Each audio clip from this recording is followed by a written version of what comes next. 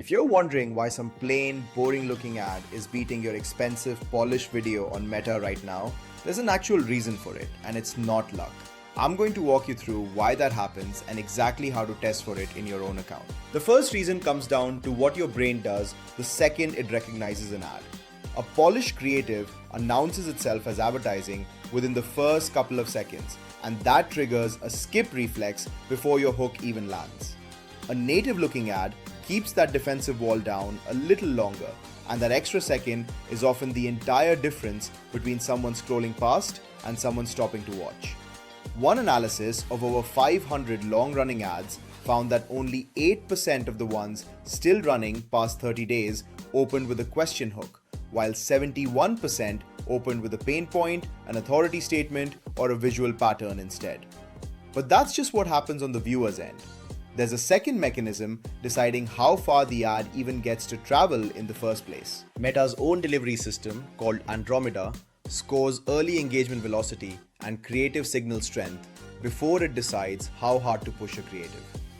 Native-looking content tends to generate that early interaction faster, which clears the threshold for wider distribution sooner.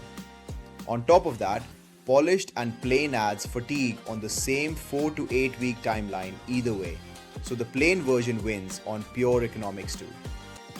10 simple creatives cost less to produce than one cinematic spot, and accounts that refresh their creative every 6 to 8 weeks hold a stable CPC and CTR the whole time. Which raises the obvious question: if plain wins on the algorithm and the budget, is polish just pointless? Not exactly.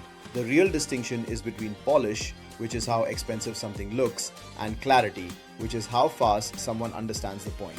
And most teams treat those as the same variable when they're not. So here's how you actually operationalize that instead of guessing. The first step is pulling your own ad library and sorting by how long each creative actually ran. The second step is tagging that library by production style and by how clear the message was, not just by which campaign it sat in. The third step is mapping those tags against your real performance numbers, so you see which combination wins in your account specifically. And the fourth step is briefing your next batch of creative off that data, rotating in 3 to 5 genuinely different concepts instead of one safe bet. That's the whole framework, and the hard part is always the same one: actually doing that tagging and mapping across every creative you run. Segwise's multimodal AI tags every creative automatically by visual style, text density, and production attributes, and maps those tags straight to your performance metrics.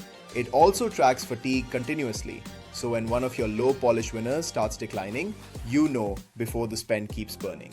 And that finding feeds straight back into the brief for your next round. Which means that 4-step loop runs on its own, instead of living in a spreadsheet someone updates once a month. Instead of saying boring ads seem to work, you end up with your own data telling you which specific low polish format is actually carrying your account. Try Segwise for free, the link is in the description, and you're set up in a few minutes with no engineering needed.